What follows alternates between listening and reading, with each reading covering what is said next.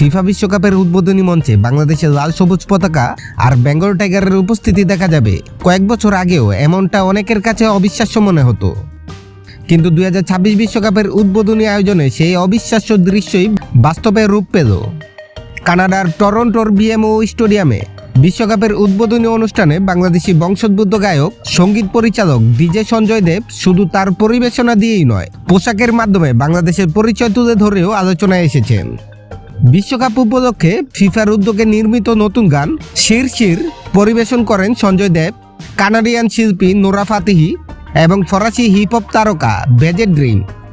তবে গানের তালে মুগ্ধতার পাশাপাশি বাংলাদেশের দর্শকদের চোখ বারবার আটকে যাচ্ছিল সঞ্জয়ের পোশাকে।